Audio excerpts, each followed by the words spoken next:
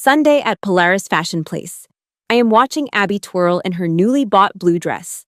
The scent of butter cookies and the sound of jazz music are rare luxuries for a staff sergeant on leave like me. The world is perfect. The restroom door just closed when Abby suddenly squeezed my hand, her fingernails digging deep into my skin. "Mom, shh," she whispered, her eyes wide with terror. Through the gap under the door, a pair of oversized polished leather shoes moved slowly and stopped right in front of us. The space froze. My motherly instinct vanished, replaced by a trained, killer instinct. My heart rate did not increase. It slowed down, ice cold. I pushed Abby back, my right hand instinctively searching for the gun at my hip, even though it only touched thin air. The smell of danger was thicker than the scent of disinfectant. A low male voice spoke, coldly reporting over the phone. "Target acquired. Maisie Barnes' daughter. She is wearing a blue dress. He is hunting us. Who sold out my secret schedule? And why does that person want to steal the only thing that keeps me human?" I felt the oxygen vanish from the small tiled stall, leaving only the metallic taste of adrenaline and the sharp chemical sting of bleach. This wasn't a random mall creep or a lost soul. This was a professional hit on my reality. I felt my jaw lock, my facial muscles setting into the mask I wore during 3 tours in Iraq. The face of a woman who had seen the abyss and survived it. My fingers, calloused from years of handling heavy equipment and cleaning carbon off M4 bolts, gripped my smartphone with a deathly stillness. I didn't scream. In my world, screaming is a waste of vital breath. It's the sound of the defeated. Instead, I operated with the cold detachment of a hunter. With the steady hands of a marksman, I switched the phone to video mode and lowered it toward the floor. Through the narrow gap under the door, the screen revealed a high-definition nightmare. Charcoal wool trousers, Italian silk socks, and the reflection of a man who looked like he belonged in a corporate boardroom in downtown Columbus, not a women's restroom. He began to tap his knuckles against the metal stall door, a rhythmic, mocking sound that vibrated through my soul. Tink, tink, tink. "Abby, I have some candy for you, sweetie," he whispered. The artificial sweetness in his voice made my stomach churn with visceral disgust. It was the sound of a man who viewed my 8-year-old daughter as nothing more than a line item on a high-stakes spreadsheet. Intelligence gathering was complete. I had his face, his voice, and the confirmation of his lethal intent. Now, I needed a sitrep. We were compromised, the perimeter was breached, and the only path left was a tactical extraction. I looked at Abby. I didn't see the little girl who loved glitter and dancing anymore. I saw a soldier's daughter. I gave her the silent hand signals we used during our stealth games back at the base. 1 finger over my lips. Silence. 2 fingers pointing toward the door. Move. Stay low. She nodded, her small chest heaving with silent, terrifying sobs, but she didn't let a single gasp escape. She understood that Mommy wasn't playing anymore. I waited for the precise second he turned his back to the sinks to check his phone again. This was the window.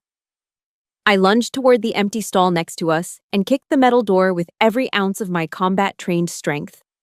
The loud bang echoed through the restroom like a breaching charge, shattering the predatory silence. "Hey, who's there?" I barked, injecting a calculated note of civilian panic into my voice to mask my true intent. The man lunged toward the sound of the decoy. In that heartbeat of distraction, I scooped Abby up into a fireman's carry, threw open our door, and sprinted. We burst through the restroom exit like ghosts escaping a burning building, our feet pounding against the polished marble of the mall floor. I didn't stop until we were engulfed by the thick, oblivious crowd outside the Macy's department store. We were safe, for 5 minutes. But the soldier in me knew that a threat deferred is not a threat destroyed. I didn't flee to the parking lot. That would be playing his game. I marched Abby straight into the mall security office. The head of security, a portly man leaning back in his chair with a half-eaten pretzel on his desk, looked at my short, cropped hair and rough hands with a bored, condescending smirk. "Take a breath, ma'am. It's probably just some guy who got turned around looking for the family room, he said, waving me off. I didn't waste breath on please.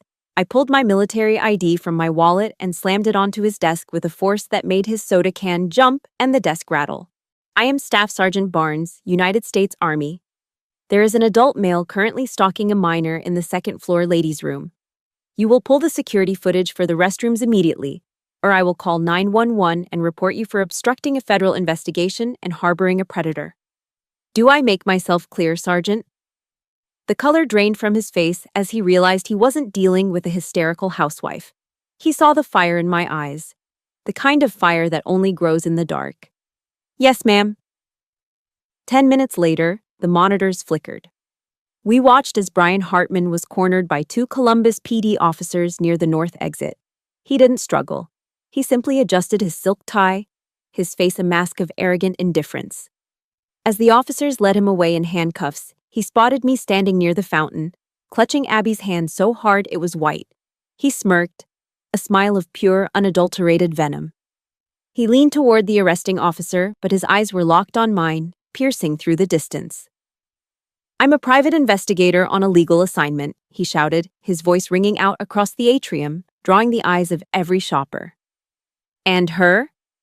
He pointed a handcuffed finger at me, his voice dripping with contempt. She's no victim. She's a wild animal in a uniform. Look at her. Short hair, rough hands, smelling like grease and gunpowder.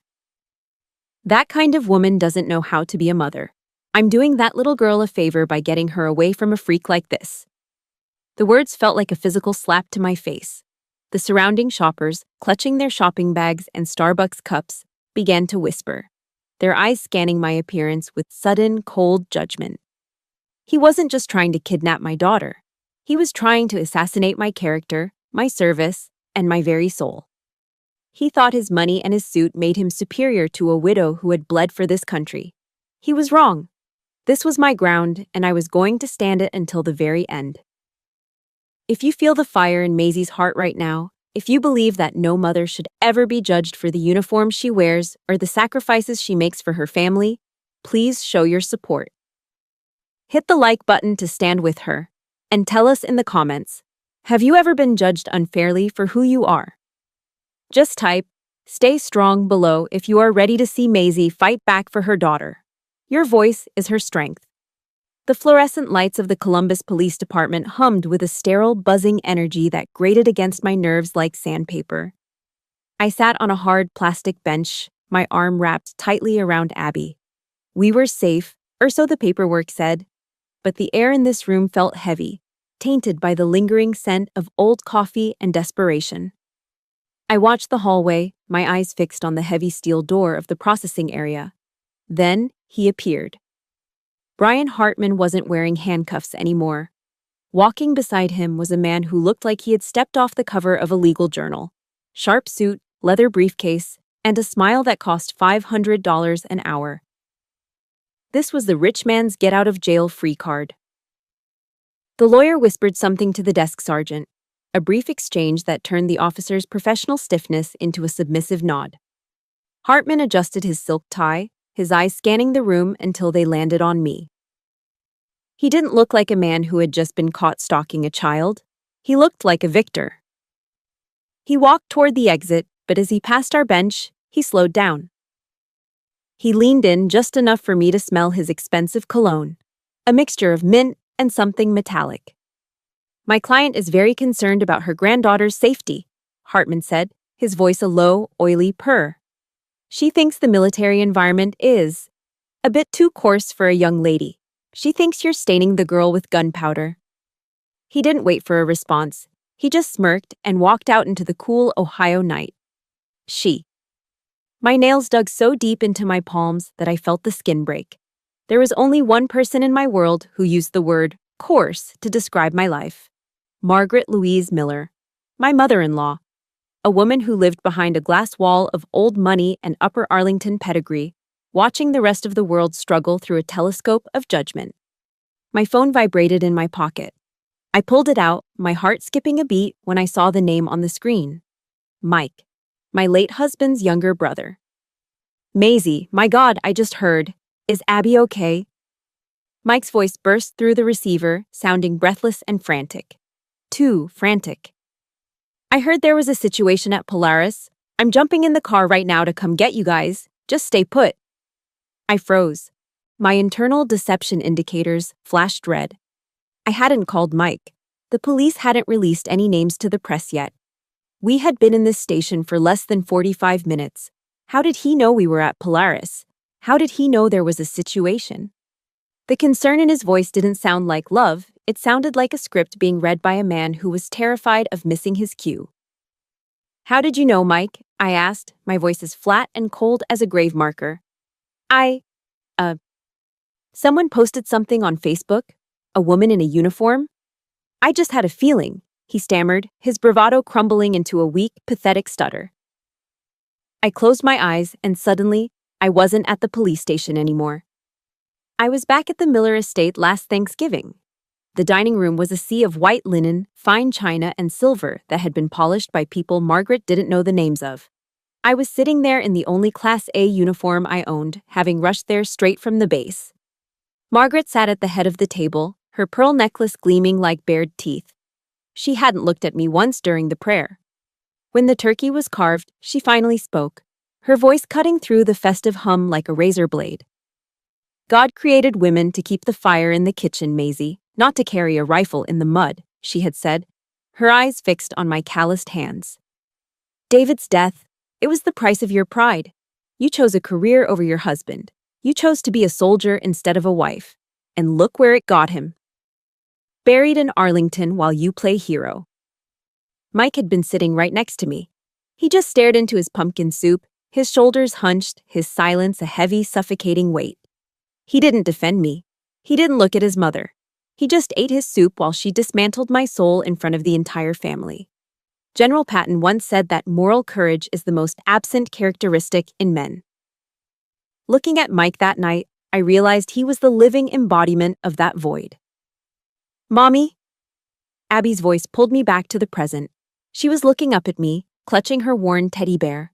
Her eyes were searching mine for a lie, for a sign that everything was actually fine. What is it, sweetie? I whispered, stroking her hair. That mean man. The one in the bathroom, she hesitated, her voice trembling. He smelled like Uncle Mike's car, like mint and those smelly cigarettes.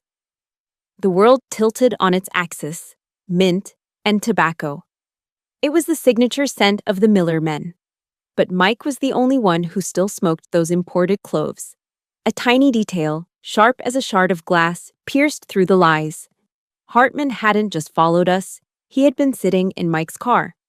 My brother-in-law hadn't just heard about the incident, he had helped coordinate it. I looked at the phone in my hand, still glowing with Mike's missed calls. The glass wall was starting to crack, and behind it, I could see the faces of the people I once called family.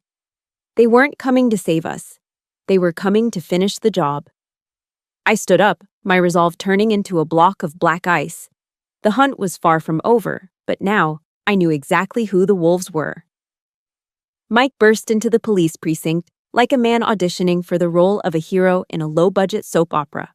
Sweat beaded on his forehead, and his breathing was jagged, loud enough to echo in the sterile lobby. Maisie, Abby, thank God you're safe, he cried out, his voice cracking with a frantic energy that felt entirely manufactured. He lunged forward, his arms open as if to scoop Abby into a grand, protective embrace. I didn't think. I acted. I stepped into his path, my body becoming a solid wall of military-grade muscle and bone. I pulled Abby behind me, my hand resting firmly on her shoulder, my eyes locked onto Mike's. In the Army, we are trained to look for deception indicators, the subtle tells that the body gives when the mind is lying. I saw them all. His pupils were blown wide, a sign of a massive adrenaline spike born of fear, not love. His hands were trembling, and he pointedly avoided my gaze, looking instead at the floor tiles or the vending machine in the corner. How did you get here so fast, Mike? I asked. My voice was a flat line, devoid of the warmth he expected. I just had a gut feeling, he stammered, his lips curling into a crooked, sickly smile. Call it a sixth sense. I was just so worried. A gut feeling. Or a notification from Brian Hartman saying the plan had gone south. I didn't say a word. I just watched him squirm under the weight of my silence. The good uncle act was failing, and the stench of his guilt was stronger than the cheap cologne he used to mask his clover cigarettes. I told Mike to drive us home so I could pick up my own car. The ride back to my small suburban house was suffocating. Mike tried to fill the silence with mindless chatter about the local Buckeyes game and how dangerous the world was getting. I sat in the passenger seat, a silent observer in my own life, practicing the art of counter-surveillance. When we pulled into my driveway, Mike jumped out to open the gate. As he moved, the tail of his expensive wool coat caught on the seatbelt. A small slip of yellow paper fluttered from his pocket and landed on the floor mat. I reached down and snatched it up before he could turn around. It wasn't a grocery receipt. It was a wire transfer confirmation from a local Chase branch. The recipient, Hartman Investigative Services. The amount, $5,000. The memo line read, Project Polaris, initial retainer. My world didn't just crumble, it turned to ash. $5,000. That was the price of my daughter's safety. My own brother-in-law had paid a predator to stalk us in a public restroom. He had sold out the woman who had carried his brother's casket for 5,000 pieces of silver. I tucked the paper into my pocket, my heart turning into a block of black ice. Everything okay, Maisie? Mike asked, leaning back into the car, his face a mask of false concern. Fine, I replied, my voice as sharp as a bayonet. Just tired. Inside the house, the betrayal grew legs. I remembered the previous week when Mike had insisted on having a spare key. To water the plants when you're on night duty, sis, he had said with that boyish, trustworthy grin. I had believed him. I had let the Trojan horse through my gates. I left Abby in the kitchen with her drawing book and went straight to the living room. I began a systematic sweep of the house, looking for anything that didn't belong. My eyes landed on the mantelpiece, specifically the framed wedding photo of David and me. It was our favorite, David in his dress blues, me in my white gown, both of us looking like we had the whole world at our feet. I tilted the frame. Taped to the back, hidden behind the glass that held our most sacred memory, was a small black device, a high-gain listening bug. A tiny red light blinked once every 5 seconds, a digital eye watching my grief, recording my private conversations with my daughter and feeding them directly to Margaret Miller. He hadn't been watering my plants. He had been harvesting my life. He had turned our sanctuary, the only place where Abby felt truly safe, into a glass cage for his mother's sick amusement. The violation felt more physical than the stalking at the mall. It was a rape of my privacy, a desecration of David's memory. A moment later, Mike walked into the living room, holding a steaming box of pepperoni pizza from the parlor down the street. I got the thin crust Abby likes, he said, his innocent and cruel smile. Thought we could have a normal night. I stood in the center of the room. In my left hand, I held the $5,000 receipt. In my right, the black listening device. I didn't look at him as a sister-in-law. I looked at him as a commander looks at a traitor caught in the wire. The contempt rose in my throat, bitter as bile. A normal night, Mike? I asked, my voice barely a whisper, yet loud enough to command the air in the room. I held up the bug, the red light reflecting in my cold, hard eyes. Is this what your mother calls normal? The pizza box slipped from his hands, hitting the floor with a dull thud. The smell of melted cheese and tomato sauce filled the air, a sickening contrast to the war that had just been declared in my living room. This night was far from over, and Mike Miller was about to find out exactly what happens when you betray a soldier. If your heart is pounding with rage alongside Maisie right now, if you believe that a mother's home should be a sacred sanctuary, please hit the like button to stand with her. We want to hear from you. Have you ever dealt with a betrayal that cut this deep? Share your strength by typing "Stay Strong" in the comments below. Your interaction helps more people find Maisie's story and join her fight for justice.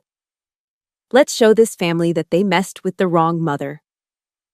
The air in the precinct's interview room was thick with the smell of floor wax and the low, incessant hum of a broken air conditioner. The detective, a man with tired eyes and a stained tie, placed a black leather briefcase on the scratched wooden table. It had been recovered from Brian Hartman's SUV. Inside, tucked between high-end surveillance equipment, was a thick, cerulean folder.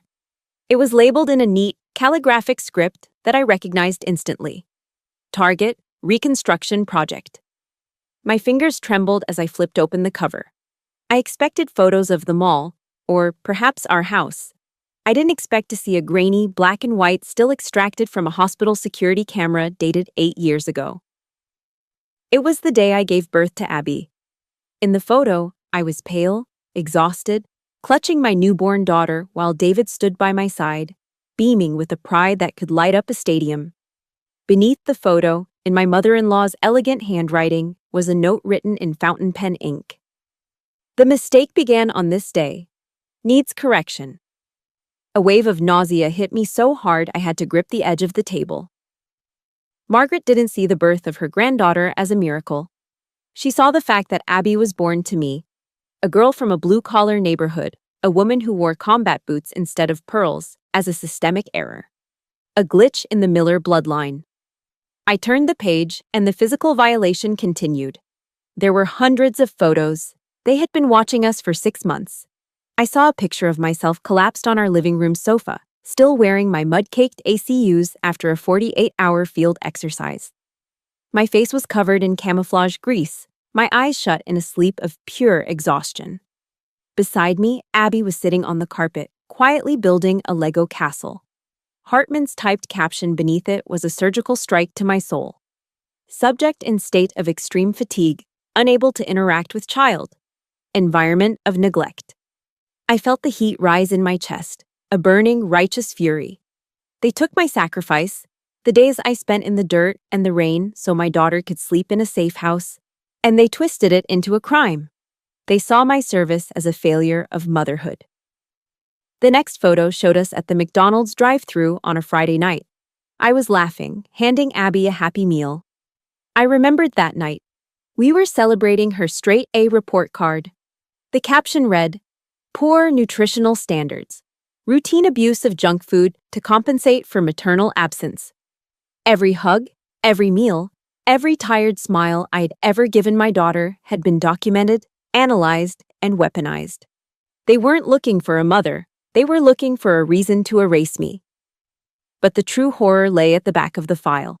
It was a pre-filled, unsigned contract for St. Michael's Military Boarding Academy in Virginia. 800 miles away. Attached to it was a personal letter from Margaret to the headmaster. My granddaughter has been infected with the vulgar habits and the coarseness of the lower classes from her mother. The letter read, "I require the school's most ironclad discipline to wash her clean, to turn her into a true Miller lady. I want all traces of that woman removed from her spirit." She didn't want to raise Abby. She wanted to reprogram her. She wanted to ship an 8-year-old girl across state lines to a place of iron discipline, just to spite the woman her son had loved. It was a blueprint for psychological kidnapping.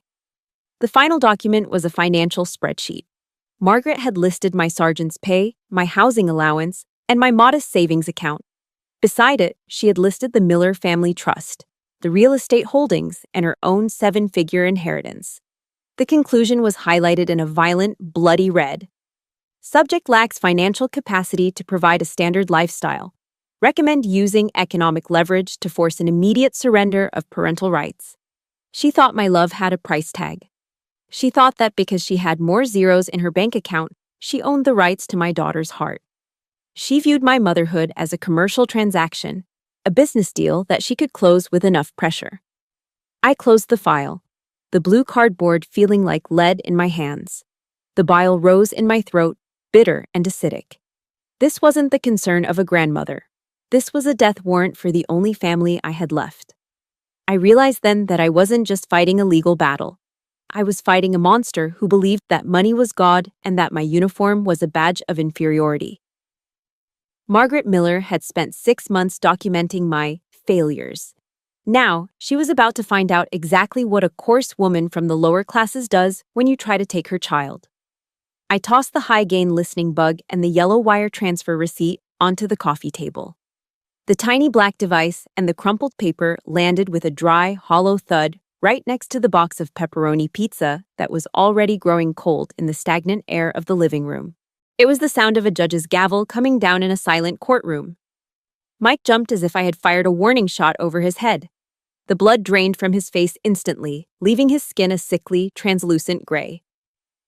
"Maisie, I can explain," he stammered, his voice thin and reeking of desperation. I raised my hand, a sharp horizontal motion that cut the air between us. It was a gesture of absolute command, the kind I used on the range to halt a firing line. Mike's mouth snapped shut. "You aren't explaining a damn thing, Mike," I said. I didn't yell. I didn't have to. My voice was a low, resonant vibration, cold enough to frost the windows. "You are going to confess. Sit down." I pointed to the armchair opposite me. I stood perfectly still, my feet shoulder-width apart, my hands clasped loosely behind my back. In the military, we call this command presence. I let the silence stretch, heavy and suffocating, until the only sound in the room was the ragged, uneven rhythm of Mike's breathing. He sat down slowly, his body hunching inward, shrinking until he looked like a small, frightened child caught in a lie he couldn't outrun. "Why?" I asked. One word.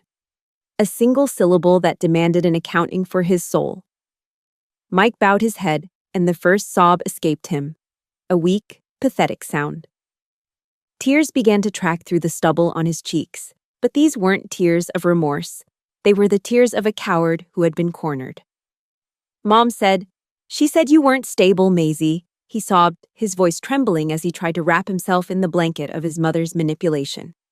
"She told me your job was too dangerous. She said if you died in some desert halfway across the world, Abby would be left with nothing. She told me she just wanted what was best for the girl." I felt a cold, jagged laugh rise in my throat, but I didn't let it out. I just looked at him with pure, unadulterated contempt. What was best for her, Mike? Hiring a man to stalk an 8-year-old in a public restroom? That's what you call best? Or was it the plan to ship her off to a boarding school 800 miles away where she wouldn't remember the sound of my voice? Are you a complete idiot or just a goddamn sociopath?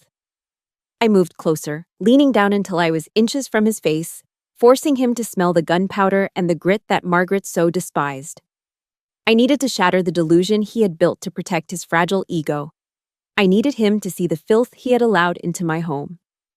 "I did it for David," Mike suddenly wailed, his voice rising in a desperate, high-pitched plea. "He wanted me to protect this family. He would have understood." That was the breaking point.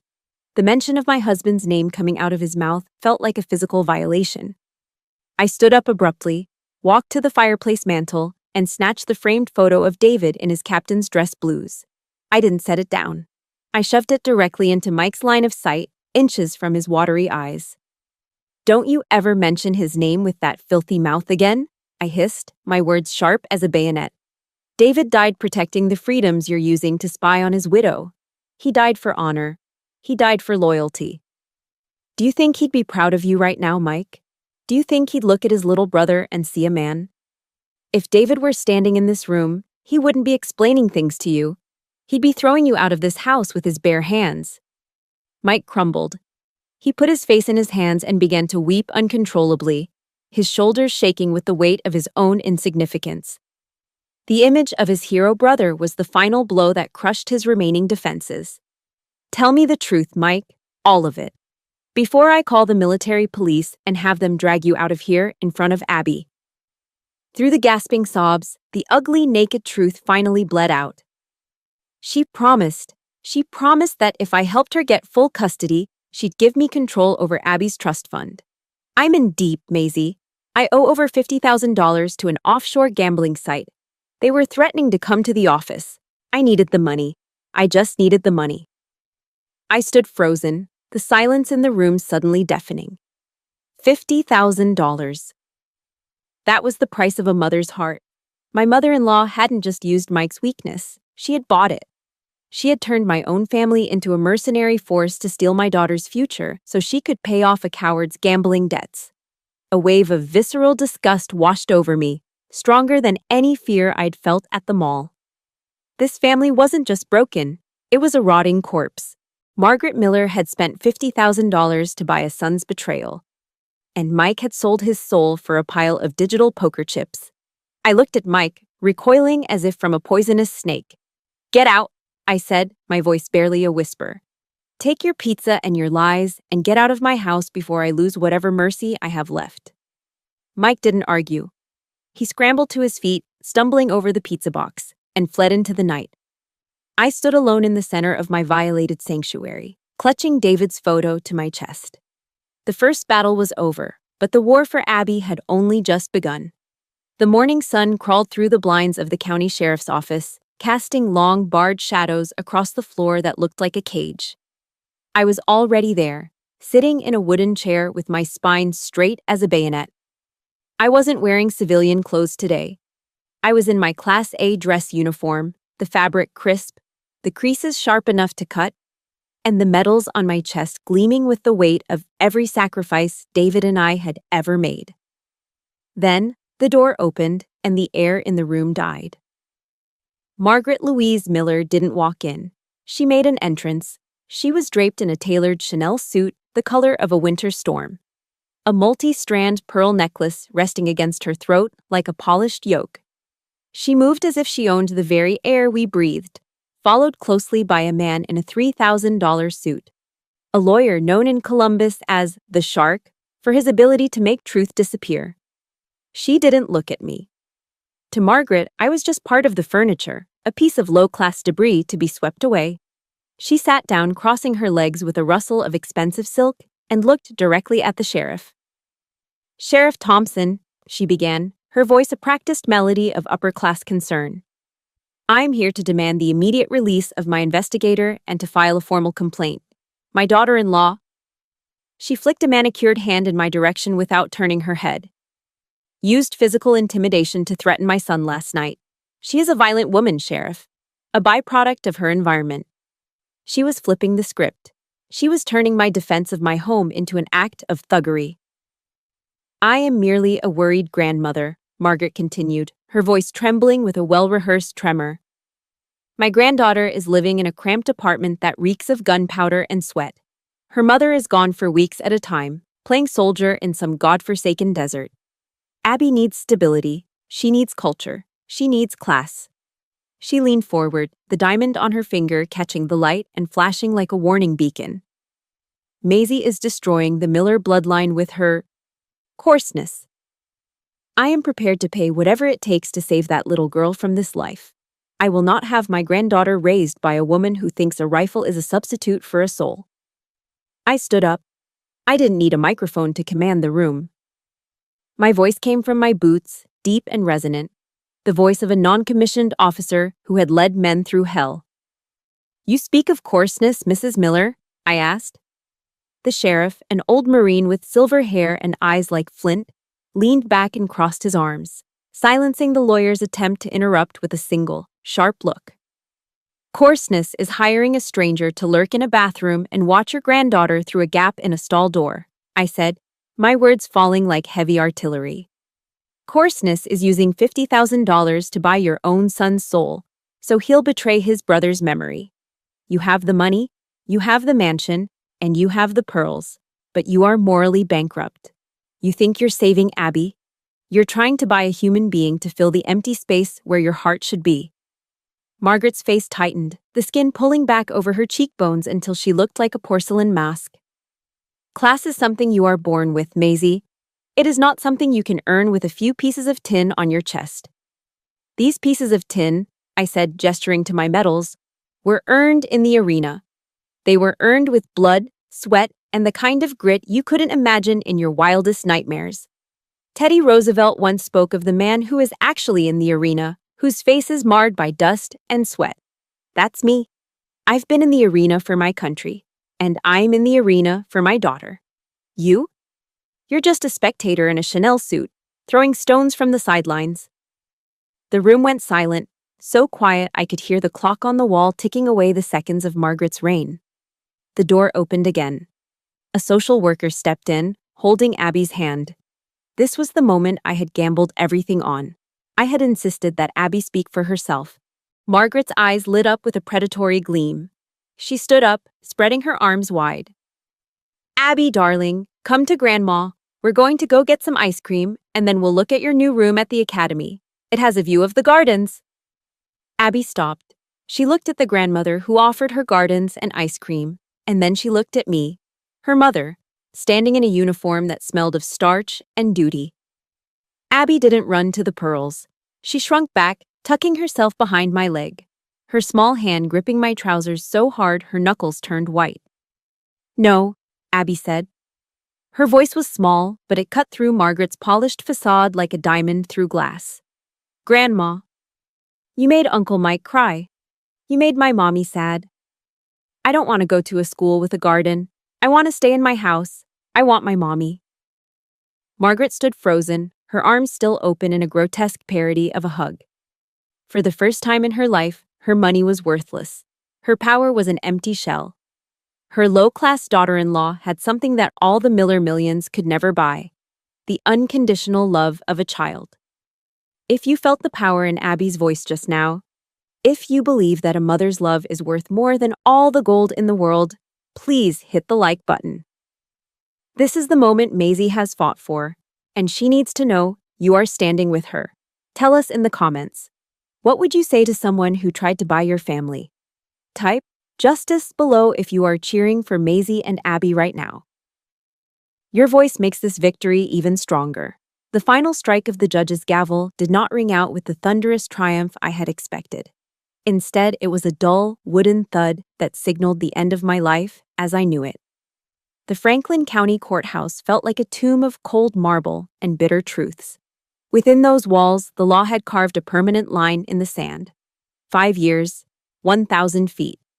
That was the distance Margaret Louise Miller was now legally required to maintain between her venom and my daughter's soul. I watched as the court officers escorted her out. She didn't scream or fight. A woman of her standing wouldn't dream of such a vulgar display in public. She simply straightened her Chanel jacket, her movements stiff and robotic. But as she passed me, she turned her head just enough for me to see her eyes.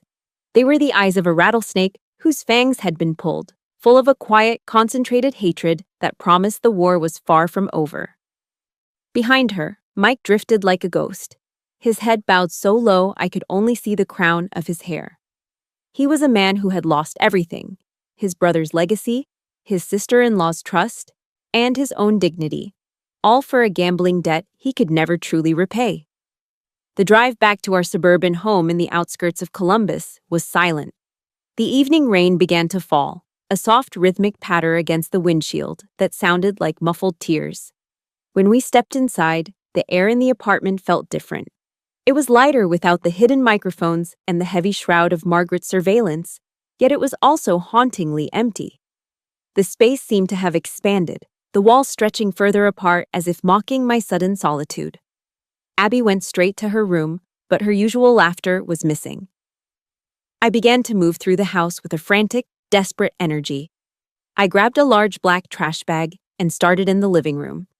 I moved toward the corner where Mike's gifts were piled: the expensive remote-controlled cars, the plush bears with their plastic, unblinking eyes, and the bright Lego sets he used as bribes.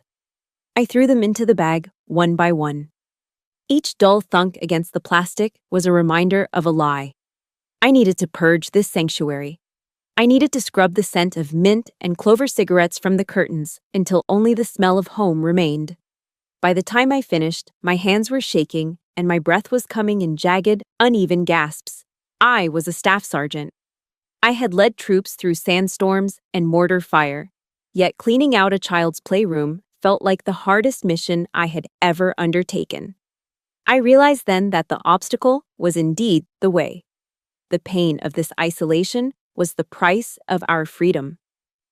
Later that night, the house was submerged in a thick, velvety darkness. I was drifting towards sleep when I felt a small weight press against my side.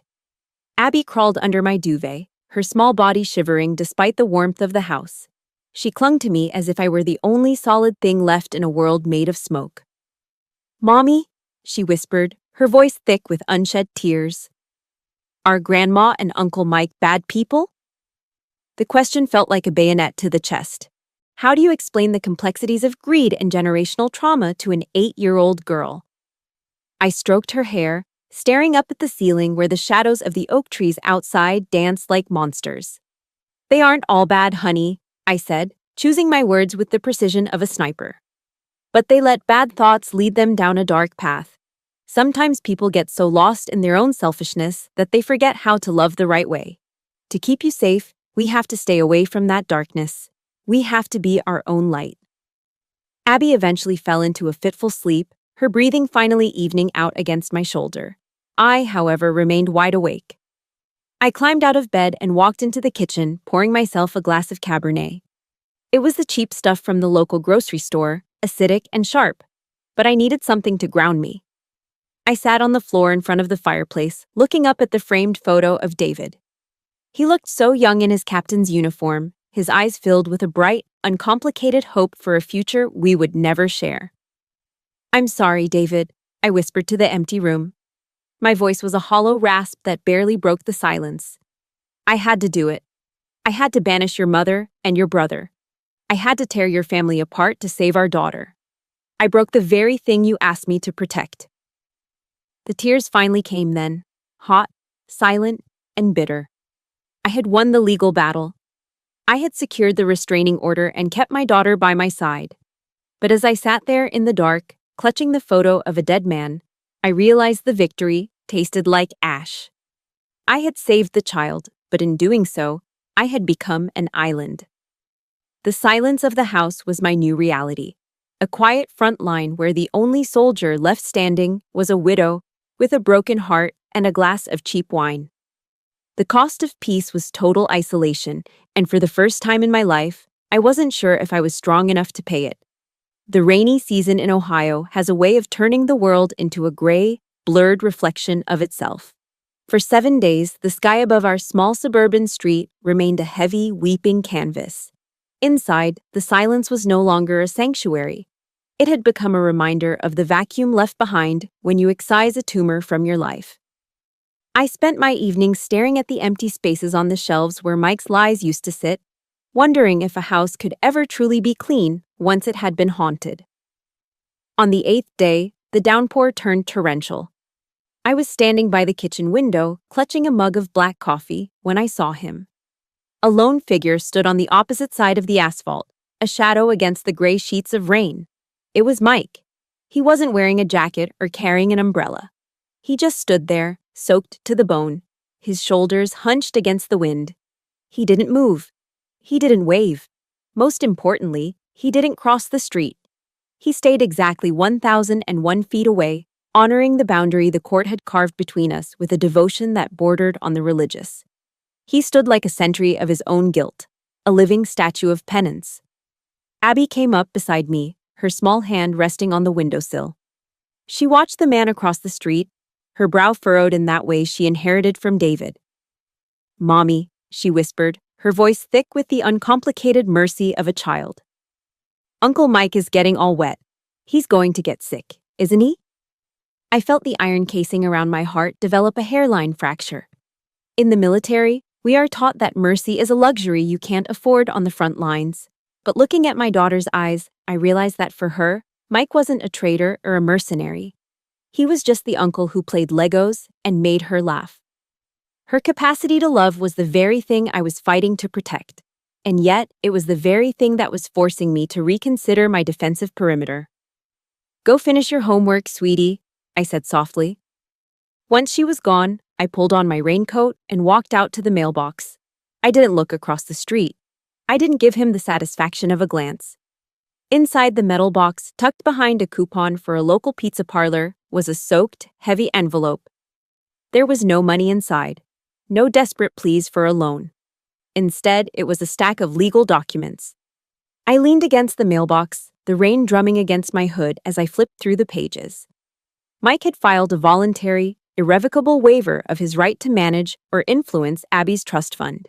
He had transferred all control to an independent third-party firm, locking himself out of the Miller fortune forever. There was a handwritten note at the bottom, the ink bleeding into the damp paper. "I am clean now, Maisie. I've started the program. I've cut her off.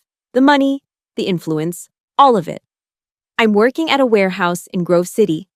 I'm not asking for your forgiveness. I'm just trying to become a man that David wouldn't be ashamed to call his brother. I looked across the street then. Mike was still there, shivering, his face pale and haggard. He looked like a man who had finally hit the bottom and decided to stop digging. I took a deep breath, the cold air filling my lungs with a sudden, sharp clarity. Resentment, I realized, was like drinking poison and hoping it would kill your enemies. I was tired of the taste of poison. I grabbed a large black umbrella from the porch and walked to the edge of the driveway. I didn't cross over to his side, but I stood where he could see me. "Go home, Mike," I shouted over the roar of the rain. He looked up, startled, his eyes red-rimmed and hollow. He began to turn away, his head bowed in defeat. "Go home," I repeated, my voice steady and commanding. "Get into some dry clothes, and be back here at 5 o'clock tomorrow evening for dinner. Do not be 1 minute late." Mike froze. He looked back at me, his mouth slightly open, as if he were witnessing a miracle he didn't deserve. "Maisie, do you mean it? You're giving me a chance?" I tightened my grip on the umbrella. "This is not a second chance, Mike. This is probation. You want to be Abby's uncle? You earn it, every single day. You will provide a weekly accounting of your sobriety and your employment. You will be honest about everything. One more lie, one single, tiny deception, and you are gone from our lives forever. Do I make myself clear?" "Crystal," he choked out, a sob breaking through his voice. The following evening, the doorbell rang at exactly 4:55. Mike was standing there, his hair neatly combed, wearing a simple flannel shirt and jeans that looked like they had been washed 10 times. He wasn't carrying expensive gifts this time. He held a small basic Lego set, the kind you buy at a pharmacy for $10. "I bought this with my first paycheck," he said, his voice quiet. "From the warehouse." Dinner was a quiet affair. We had a simple meatloaf and mashed potatoes, the kind of meal Margaret Miller would have sneered at. The atmosphere was thick with a hesitant, fragile tension, but Abby didn't seem to notice. She prattled on about her science project, her voice filling the gaps in our conversation like gold leaf in a cracked vase. I watched Mike as he listened to her. He didn't look like a pawn or a coward anymore. He looked like a man who was finally learning the weight of his own skin. He laughed at one of her jokes, a genuine, light-hearted sound that I hadn't heard from him in years. He wasn't the Uncle Mike who brought the world to her feet. He was the uncle who was willing to build a small plastic tower on the floor and listen to her dreams.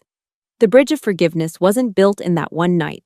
It was barely a single plank laid across a vast, dark chasm. But as I sat there, watching the two of them, I realized that the seeds of redemption had finally found some honest soil. Forgiveness isn't about forgetting the betrayal. It's about choosing not to let that betrayal define your future. Tonight, we weren't a broken family.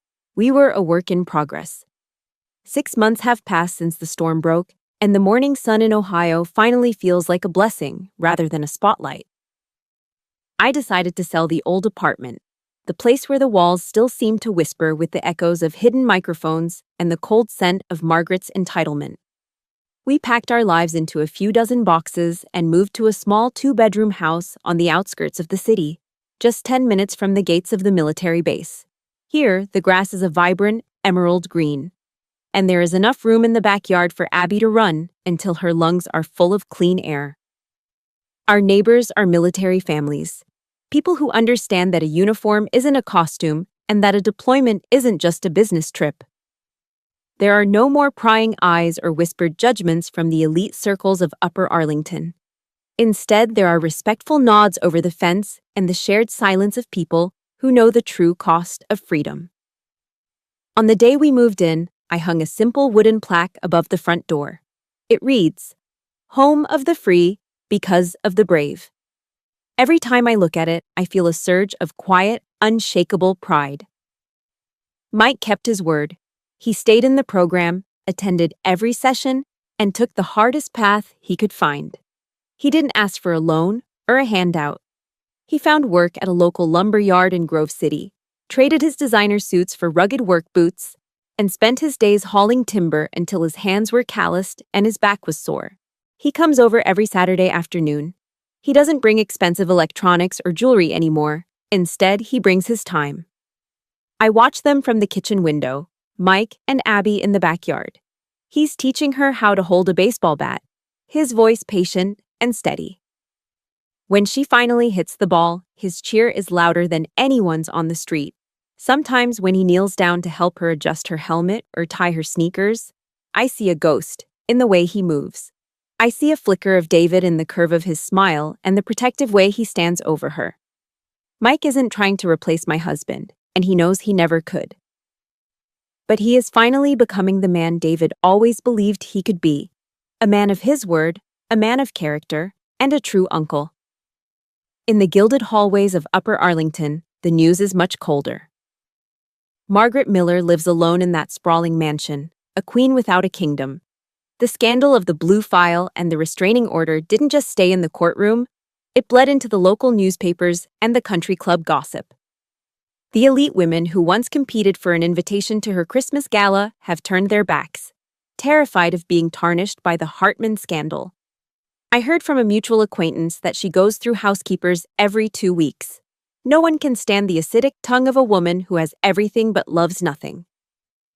She has millions of dollars in the bank, but she eats her dinner in a dining room that holds 30 people and yet remains completely silent. She built a prison out of her own arrogance, and now she's the only inmate. Her money couldn't buy her a seat at our table, and it certainly couldn't buy her a way into Abby's heart.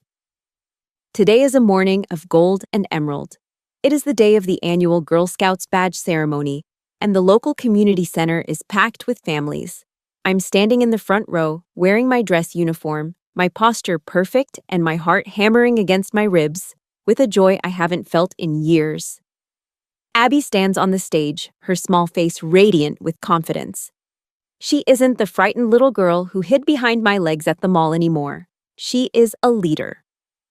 When the troop leader calls her name to receive her first badge for courage and confidence, Abby steps forward and gives a crisp, military salute that she's been practicing for weeks. The crowd erupts in applause. Beside me, Mike is holding up his phone, filming every second. I can see the moisture in his eyes, the raw emotion of a man who realized that the most precious things in life don't come in a Chanel box. We've survived the winter. We've fought the monsters, both in the shadows and in our own bloodline. As we walk out of the center and into the bright Ohio spring, Abby grabs my hand and Mike's hand, swinging her arms between us. I look up at the sky, feeling the warmth on my face. Family, I've realized, isn't just about the blood that flows through your veins.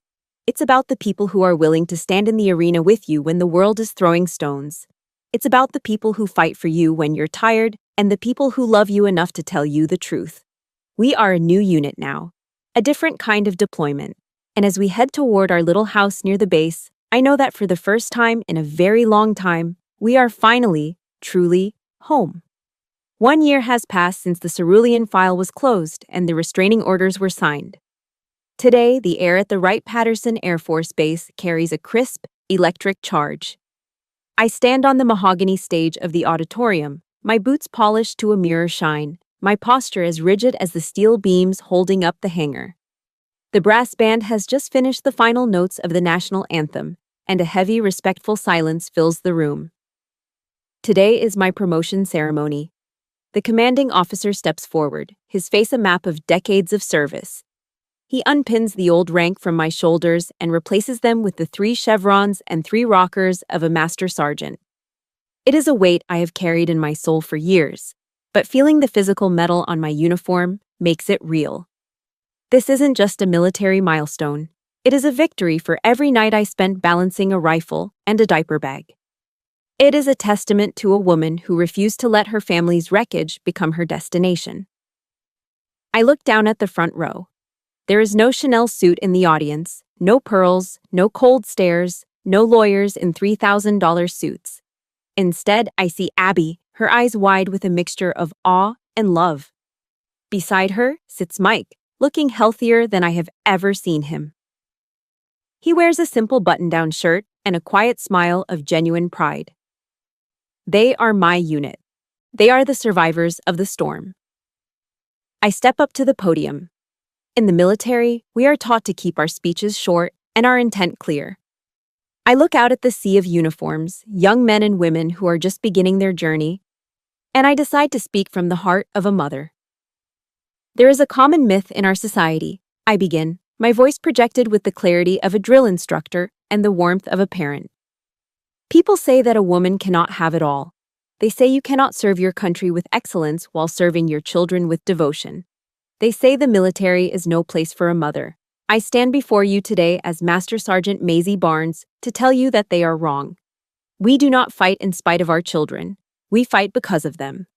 We endure the mud, the sand, and the silence of deployment so that our children can sleep in houses where the only sound is the wind in the trees. Motherhood isn't a distraction from duty. It is the ultimate motivation. Love is the greatest force multiplier we have. The applause that follows is not the polite clapping of a social gala. It is a thunderous roar, a rhythmic beating of palms that shakes the very floorboards. I see several young female soldiers in the back rows, their faces wet with tears, nodding in a silent recognition of a truth they finally heard out loud. After the ceremony, the auditorium empties, leaving only the three of us in the fading light. Abby runs up the steps and throws her arms around my waist, burying her face in the starch of my uniform. I pick her up, feeling the solid, precious weight of her. I take off my service cap, the one with the silver eagle, and place it on her head. It's far too big, sliding down to her eyebrows. But she stands tall, her chin tucked in a perfect imitation of a soldier. "Mommy," she says, her voice ringing with a new kind of steel. "When I grow up, I want to be just like you. I want to be a soldier." I kneel down until we are eye to eye, adjusting the cap so she can see the world clearly. "No, Abby," I say, my voice a soft, fierce whisper. "Don't be like me. Be better than me. Be stronger than I ever was. Be smarter, be kinder, and never let anyone tell you that your value is written in a bank ledger. I didn't leave you $1 million trust fund or a mansion on a hill. I'm leaving you something much more permanent. I'm leaving you the legacy of your own name. I'm leaving you the knowledge that you are a Barnes and we do not break."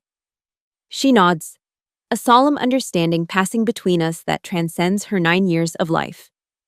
I realized then that I had successfully defended the only fortress that truly mattered. Margaret Miller had tried to buy my daughter's future, but I had given Abby something that could never be seized by a court or sold by a coward: her own self-respect. We leave the base as the sun begins its slow descent, painting the Ohio sky in bruised purples and burning oranges. Mike is at the wheel, humming a soft tune, while Abby sings along to the radio in the back seat. I sit in the passenger side, watching the American flag at the main gate flutter in the rearview mirror. The road ahead is long, and there will be other battles. There will be nights of doubt and days of struggle. But as I look at my reflection in the window, I don't see a victim. I don't see a grieving widow or a woman defined by a betrayal. I am Master Sergeant Maisie Barnes. I am a mother. I am a warrior. And I have brought my family home to stay. Perpetual optimism isn't just a phrase, it is my armor. And tonight, for the first time in my life, the armor feels light. As I stand here today, the greatest lesson I've learned isn't about battlefield tactics, but about the architecture of a resilient soul. Life will test your perimeter, and sometimes the breach comes from those you trusted most. But remember this: your value is never defined by someone else's bank account or their narrow perception of your worth. True wealth is found in integrity, in the courage to set firm boundaries, and in the unwavering love we provide for our children. Build your life on the bedrock of truth, because while lies may sprint, the truth always runs the marathon. Thank you for walking this long, difficult road with Abby and me. Your presence in this arena means more than words can express. If this story touched your heart or reminded you of your own strength, please hit the like button and subscribe to our channel to join our growing community of warriors. I want to hear your voice. What does family mean to you after everything we've witnessed? Share your thoughts or simply type "true strength" in the comments below to stand with us. Together, we prove that no one can break a heart built on honor.